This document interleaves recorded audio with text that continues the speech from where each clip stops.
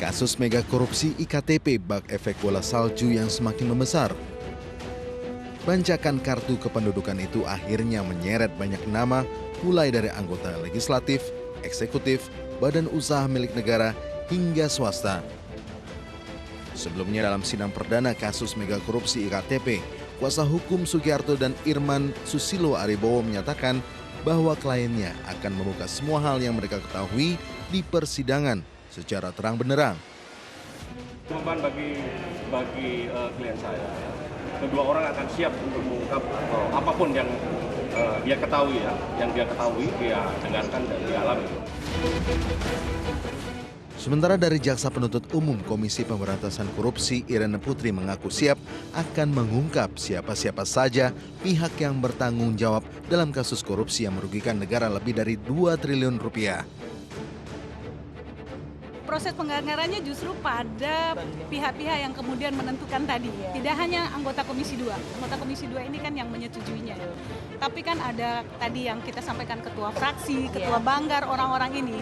37 karena dakwaan kita adalah dakwaan Irman dan Sugiarto.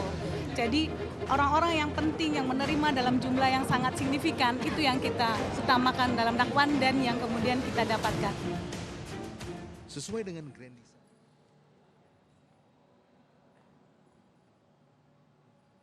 Ya pemirsa, kita lanjutkan perbincangan kita, skors dicabut.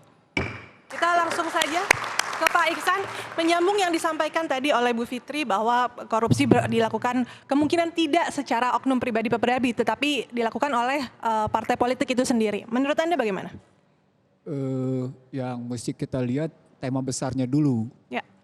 Tema besarnya adalah ini demokrasi korporasi. Dan kalau sudah demokrasi korporasi artinya korporasi yang bermain dengan pemegang saham atas demokrasi, artinya dengan partai politik. Tema besar yang saya bangun dalam melihat seperti ini sejak 2002, untuk masuk ke 2004 dan ke 2009 serta ke 2014, itu adalah demokrasi korporasi. Sepanjang hidupnya seperti itu, sepanjang itu korupsi nggak pernah selesai. Itu tema besar pertama. Saya ulang, namanya demokrasi korporasi. Nah karena itu kita bedah dua-duanya.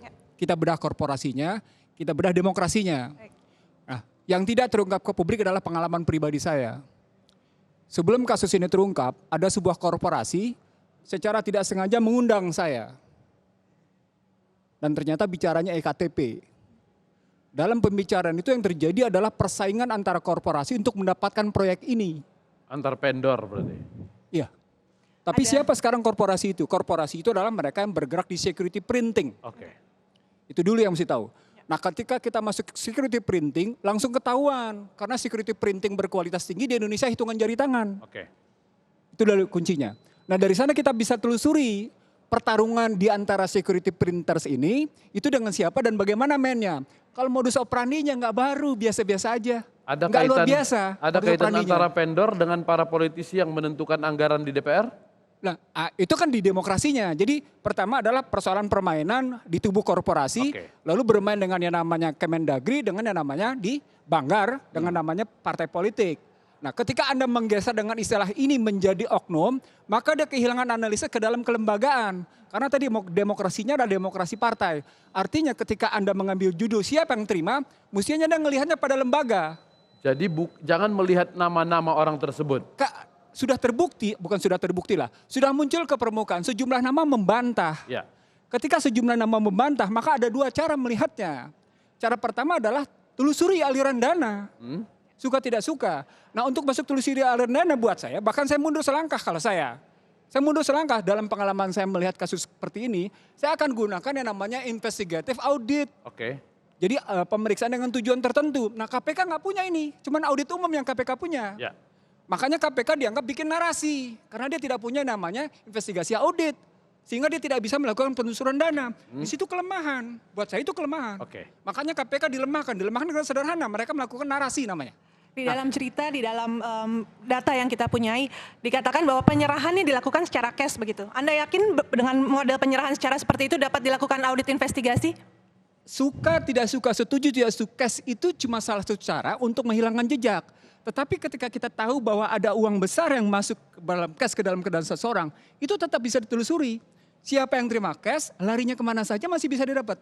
Ketika saya sebagai auditor, 3-5 lapis ke bawah itu masih kita bisa selidiki. Oke. Mudah kok, asal bisa ngelihat. Ada- Orang bilang, sebentar, saya ambil contoh adalah kasus Bank Senturi. Katanya karena diambil tunai, itu nggak bisa diselidiki. Siapa bilang? Bisa kok. Sama juga dulu namanya Bank Bali, diambil tunai, bisa kok. Oke. Aliran dananya diambil gitu posisinya. Baik. Sepanjang kita memang mau melakukannya, poinnya. Jadi ketika kita bilang ini diambil tunai, kita masih bisa ambil. Siapa yang terima? X tunai. X itu punya rekening di mana? Itu bisa ditelusuri, kemana larinya? Artinya dengan menggunakan data PPATK sebetulnya bisa ketahuan kemana muara dari Itu uang cuma tersebut. aliran dana satu sisi, itu kan objeknya. Oke. Subjeknya juga diuber. Nah ketika subjeknya membantah, sejumlah subjek membantah, itu berarti terbukti di situ. Belum ada audit khusus atas itu, gitu loh ngelihatnya. Ya. Dari situ buat saya, benar ketika orang menunjuk bahwa kasus ini narasi. Masuk ke asas praduga tidak bersalah ketemunya, gitu Praduga ngelihatnya. bersalah tadi kata Bang Yoris. Ketemunya di situ. Tapi ada lagi yang mesti dilihat Apa? dalam kerangka itu. Yang mesti kita lihat adalah apakah memang ini membuktikan pemerintah sungguh-sungguh memberantas itu. Dalam pandangan saya, kasus EKTP muncul, itu kasus pengalihan minimal 3 isu. Apa saja? Penistaan agama dialihkan isunya. Iya, iya. Itu paling Oke. tidak muncul. Ya, ya, ya. Pilkada dialihkan isunya. Eh, Itu kelihatan. Kriminalisasi tokoh-tokoh dialihkan isunya. baik. Loh, ketika itu terjadi apa yang sedang kita lihat? Ini bukti bahwa yang namanya kekuatan hukum menjadi sekedar alat untuk bermain-main dalam sebuah isu yang sesungguhnya tidak menyelesaikan akar masalah. Ketemu lagi Digunakan tema untuk besarnya. menekan gitu ya. Tema besarnya Oke. adalah Anda tidak mampu menyelesaikan demokrasi korporasi. Oke. Nabraknya sistem berarti. Baik, Gitu ngelihatnya. nanti kita lihat. Bung Tama, Anda sepakat dengan ini bahwa ketika melihat nama-nama, apakah ini suatu kebetulan pimpinan-pimpinan partai ada namanya masuk di sana, memang ini menunjukkan mereka bukan pemain sendiri tapi ini masuk ke partai uangnya? Ya, tentu yang perlu kita lihat, kita nggak berani berspekulasi, kita hanya mengacu pada dakwaan.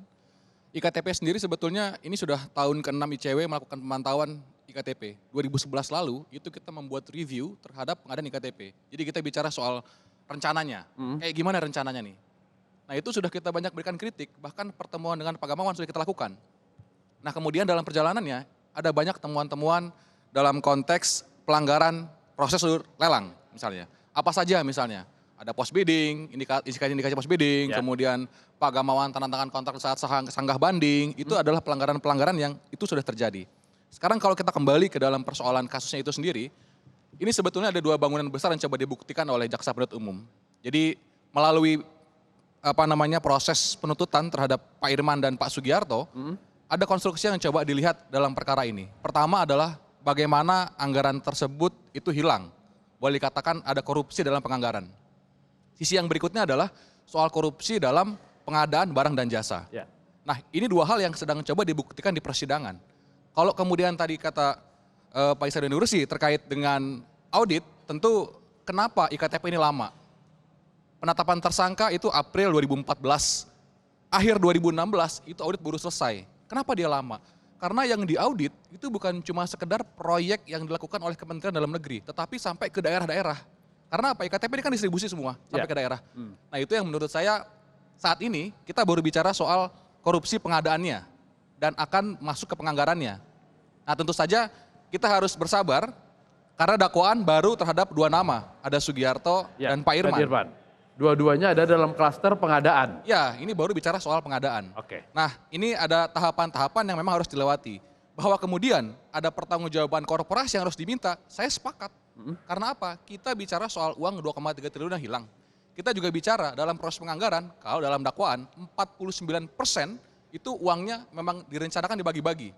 Ini menurut dalam dakwaan ya. Jadi kalau misalnya masyarakat sampai sekarang ada yang belum punya KTP atau KTP-nya jelek, rusak, boleh jadi karena memang dari awal niatnya bukan mencatat dengan baik dan mendapatkan kartu yang paling bagus, tetapi sudah ada bagi-bagi di awal. Nah kira-kira itu konstruksi yang kemudian akan coba dibuktikan dalam persidangan. Artinya ketika kita masuk ke klaster anggaran, Ya. bahwa uang tersebut ditingkatkan atau di-markup nilainya bukan untuk menghasilkan barang yang bagus dalam proses pengadaan nantinya. Ya kira-kira begitu yang dilihat dalam tuntutan, dalam dakwaan maksud saya. Oke. Jadi ada 49% uangnya hilang, ada perincian pembagian-pembagian. Kalau kita bicara korporasi, tidak hanya perusahaan yang mengambil keuntungan, tetapi ada uang-uang yang masuk ke partai politik. Tetapi tentu saja ini masih kita tunggu pembuktiannya. Oke. Bang Yoris, apa betul kasus IKTP ini, untuk program IKTP ini diamanatkan kepada dua partai besar pada saat itu, Golkar dan Partai Demokrat.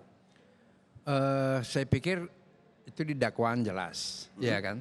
Bahwa ada proses, tadi Tama sudah katakan bahwa, dan memang pada saat itu dua partai ini yang paling besar. Demokrat sebagai leading party, kemudian Golkar, PDIP itu oposisi kan? Oposisi, walaupun besar jumlahnya. Ya, nah tetapi kalau saya begini, kita tentu melihat ini dari aspek hukumnya, bukan saya, biar kita serahkan saja. Jadi jangan kita berpolemik, yang penting kita mendukung. Bahwa siapapun yang terlibat, apakah itu orang dari mana saja, tapi ini harus tuntas karena ini sudah menyengsarakan rakyat ini. Ini bukan main-main ini proyek ini. Ya. Kalau saya prinsipnya itu gitu. Jadi tidak terlepas soal nanti siapa, umpamanya dibilang Golkar dari tadi saya katakan. Kita Golkar itu sampai sekarang masih harus siap menerima segala konsekuensi karena terlalu lama berkuasa. 32 tahun kita berkuasa dalam satu rejim, ini baru berapa tahun reformasi. Ini masih ada tahapan-tahapan itu. Jadi kita harus siap terima konsekuensi itu. Yang penting niat kita untuk memperbaiki. Ini suara ini faksi abang aja atau memang ada faksi lain yang bersuara berbeda? Saya pikir itu biasa dinamika tadi udah dibilang kan. Bahwa kita di dalam ini pasti. Tapi saya tetap konsisten dengan itu di mana-mana.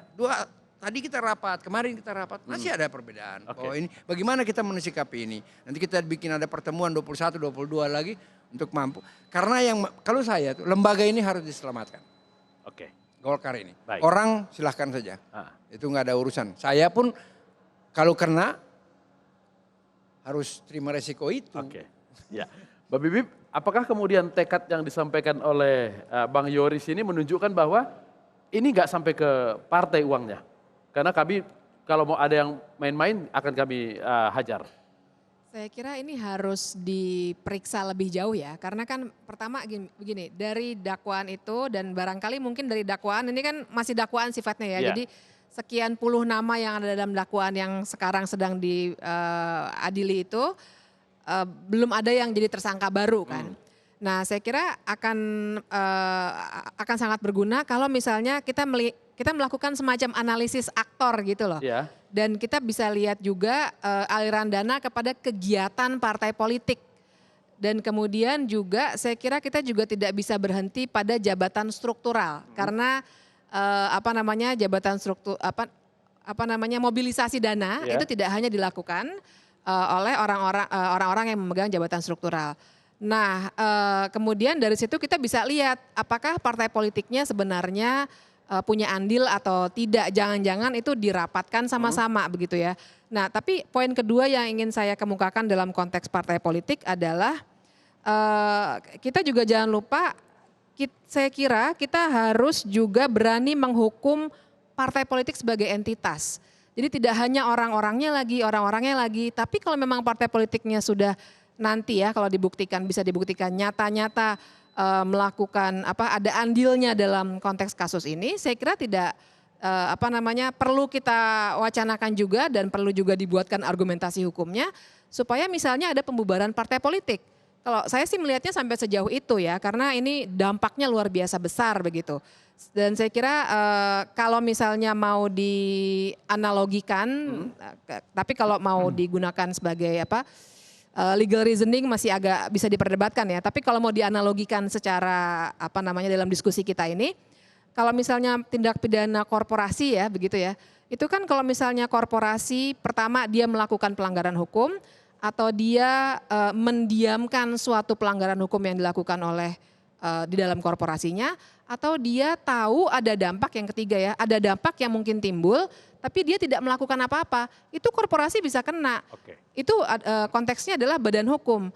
Nah, partai politik ini selain sebagai mesin demokrasi, secara hukum kan juga adalah sebuah entitas hukum gitu ya, badan hukum. Nah, saya kira kita mesti lihat juga sampai ke situ, apalagi sebenarnya ada dalam konstitusi bahwa Mahkamah Konstitusi bisa membubarkan partai politik. Itu juga cukup jelas dalam konstitusi kita. Baik. Kita istirahat lagi deh ya. Baik, pemirsa kita akan membahas lebih dalam lagi mengenai korupsi EKTP, namun kita break sejenak. Sidang Diskurs.